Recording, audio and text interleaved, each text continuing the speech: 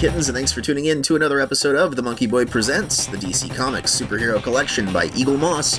And today, I suppose I'm happy to bring you the final issue in the collection, number 120, Kid Flash. And first of all, my apologies for taking so long posting this. It's been a very busy summer for me. I suppose I've been on a hiatus from this, but I've been doing lots of other things. I've also been debating what to do with the channel next, since this collection is obviously at an end. I have some ideas in the works. I'll be posting things. I hope you guys tell me what you think.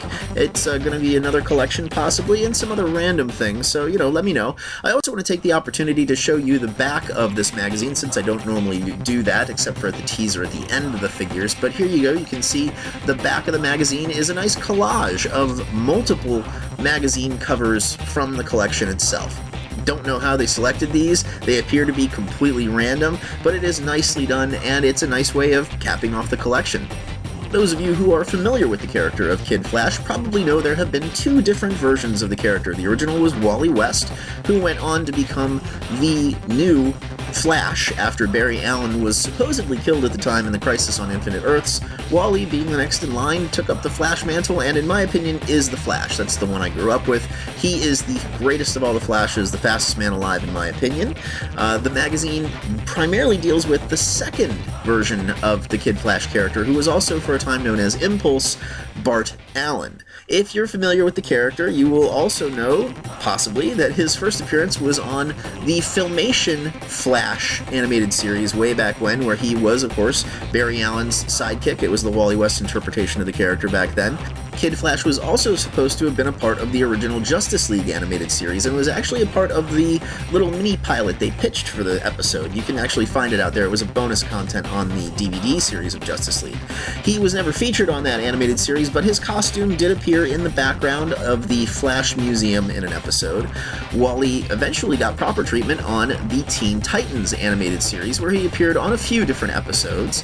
The Bart Allen version of the character Kid Flash appeared in live action on the television show Smallville for a few episodes as well. Kid Flash returned for Young Justice, the short-lived animated series from Cartoon Network. It was the Wally West version, although Bart Allen eventually did appear on the show as Impulse, which was sort of neat. Kid Flash then cameoed alongside Jay Garrick and Barry Allen on an episode of Brave and the Bold, and most recently has appeared on episodes of Teen Titans Go, very funny appearances on that show, as well as in the video game Lego Batman 3 on multiple platforms, and presumably it's the Bart Allen version, but again, they really don't specify, so it's up to interpretation there. And since I began working on this episode months ago, the character of Wally West has been added to the Flash TV series, currently in its second season, portrayed by actor Keenan Lonsdale, and it looks as though by the end of the season he may gain super speed, so perhaps we'll see a Kid Flash by season 3. For those of you unfamiliar with the most recent Kid Flash, aka Bart Allen, that of course is why we have the magazine, which we'll take a look at first, and it'll tell you everything you need to know about the newest Kid Flash, and then we'll take a look at the figure itself, covering the good, the bad, and the ugly. I have problems with this figure. You can probably figure out what the primary issue is if you're paying close attention to the cover of this magazine and the figure itself, but I don't want to spoil things, and I want you to please sit back, relax, and enjoy the final issue, number 120, in the DC Comics Superhero Collection by Eaglemoss, Kid Flash. First up, the character section.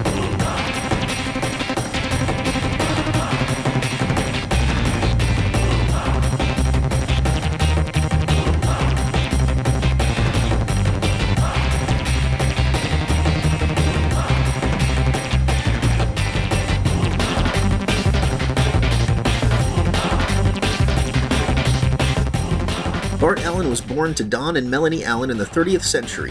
He's the grandson of Barry Allen, which gave him his innate connection to the Speed Force, granting him incredible super speed, but it also caused his body to age at an accelerated rate. He was taken by EarthGov, and they placed him into a virtual world so that he could live and age normally while they studied him. Knowing his powers were killing him, Bart's grandmother, Iris Allen, Barry's wife, sent the boy back in time to the one man she knew could save him, Wally West, the Flash.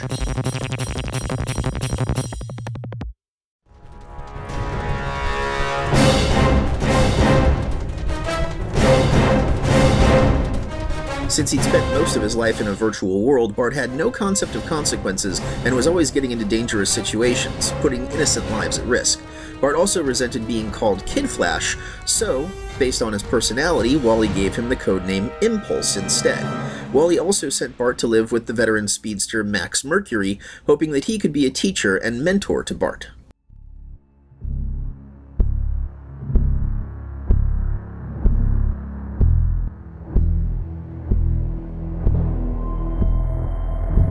After briefly returning to the 30th century to see his mother, Bart returned to the 20th century, but was followed by his evil clone, the villainous Inertia, who would prove to be a constant threat to Impulse and his friends. Luckily, Bart's friends happened to be some of the most powerful teens on the planet, and together they formed a new team, called Young Justice.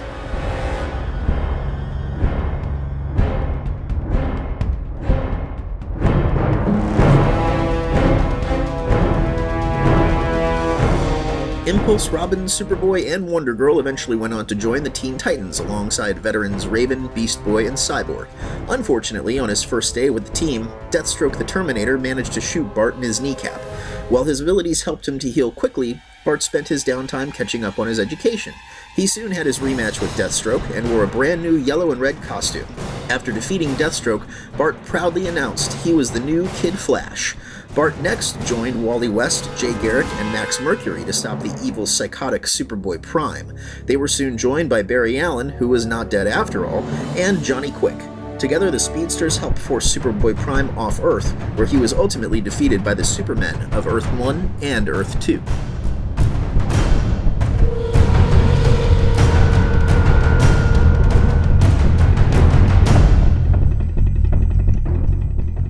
Valerie made Bart a new suit that was an exact replica of Barry Allen's, and the pair moved to LA.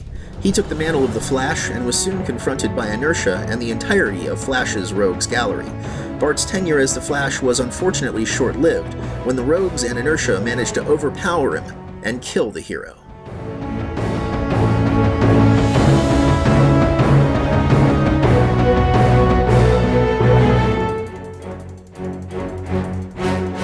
Bart emerged from the lightning rod as a teenager again, was returned to the 20th century, and donned his yellow and red suit to become Kid Flash once more.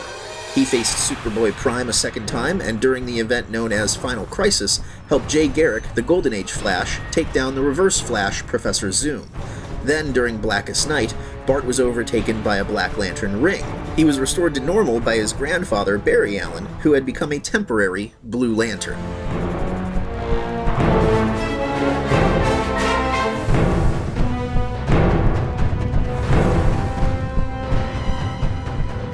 Realizing the damage he'd done, Barry re-entered the Speed Force, where he was joined by Bart, Kid Flash. Bart ran so fast he began to merge with the Speed Force and became its living avatar, the White Flash. When Barry emerged, the timeline had been restored, but changed.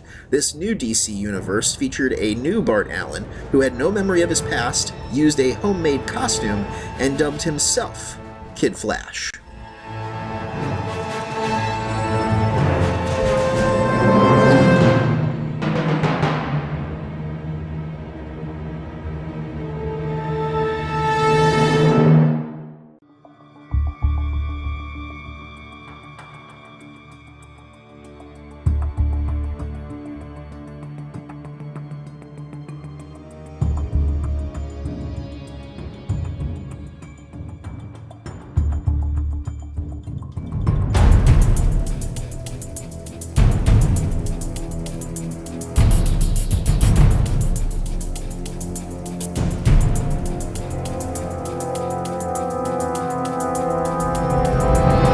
Look at a couple of Kid Flash's classic stories. First, we take a look at The Flash, the Fastest Man Alive, issues 1 through 13.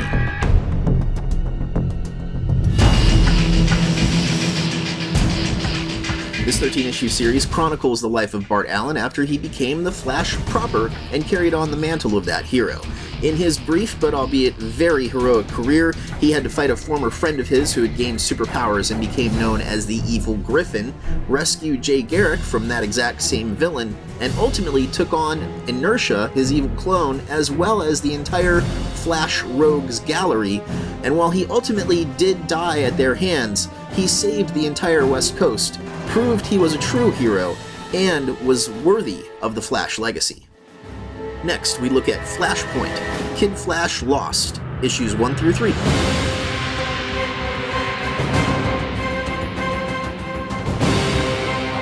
This story takes place during the event known as Flashpoint, where Barry Allen selfishly traveled back in time in an effort to save his mother from being murdered, and accidentally changed the present-day DCU into a dark and dystopian one. Realizing what he had done, he joins with the Speed Force yet again, and meets his grandson Bart Allen, who had just escaped from the evil Brainiac. Together, using their powers in the Speed Force, they try to reset the DCU to make it normal again, and accidentally create the new 52 DC, for better or for worse. Kid Flash's Friends and Foes section features his mentor and teacher, Uncle Max Mercury, his best friend Connor Kent, also known as Superboy, his teammates on Young Justice, and former Kid Flash, and greatest of the Flashes, Wally West. Finally, the iconography section takes a look at some of the other speedsters in the DCU who have been adopted into the Allen clan's Fast Family. One of the first was a woman named Durala Khan, who Barry Allen met after he accidentally traveled into another dimension. Super speedster Jesse Quick, who accessed the Speed Force by speaking its mathematical formula aloud. International speedsters like well-spoken Sonic Lightning Flash, Capitalist Courier, and Velocity.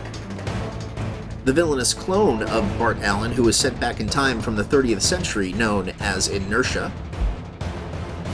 Ska'id Flash, an other-dimensional alien who had gained access to the Speed Force and was inspired to become a hero himself after Jay Garrick, the Golden Age Flash, accidentally traveled to his world and helped save his race from an invasion. And lastly, a group shot of the Flash family proper, featuring Jesse Quick, Max Mercury, Bart Allen, Barry Allen, Wally West, Irie Allen, and Jay Garrick.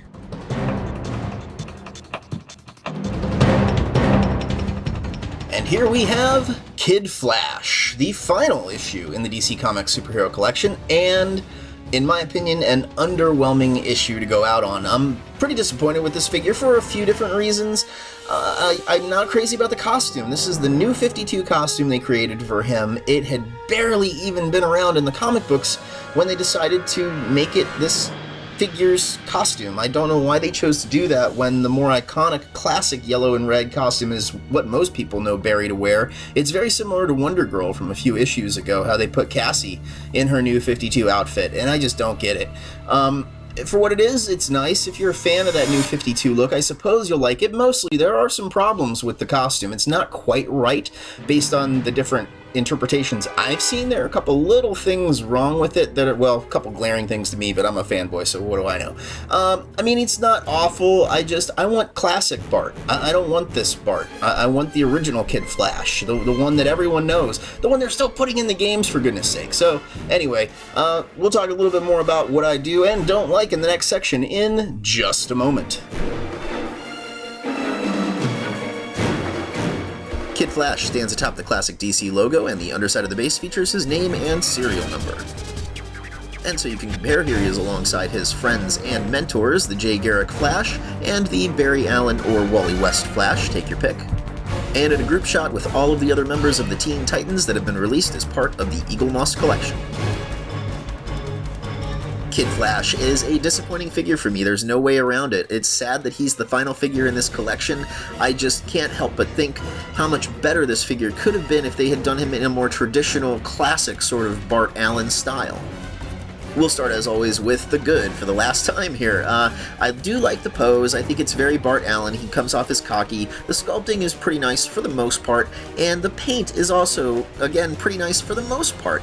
Not a whole lot good as far as I'm concerned. You can see, starting at the base of the figure, the boots are pretty nicely detailed. There's some hints of yellow, the trim there and everything. The musculature is nice. He also has what I think are supposed to be like sparks or flames coming off of his heels to imply his speed, and that maybe he's just coming to a very quick stop here to pose. I'm not sure. Following up the waist, you can see the torso. Again, very nicely sculpted, lots of good musculature, lots of nice details. It is mostly faithful to the costume that was being represented here at the time. You can see the symbols on the shoulders.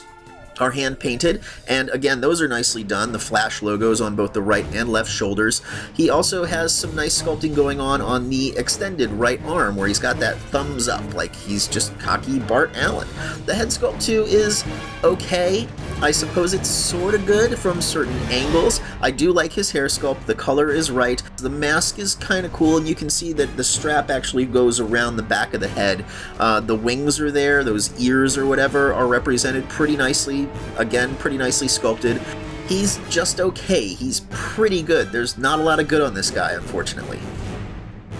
Moving on to the bad. I have a lot to say here, people, so buckle down. The pose is nice, but he is crooked. He is leaning to one side and sort of forward as well. I don't know if that's just my figure or if that was something that happened across the entire run of this figure, but it is there. I also have a lot of sloppy paint complaints on this guy. They did not paint within the lines. You can see the belt around his waist is very sloppily done.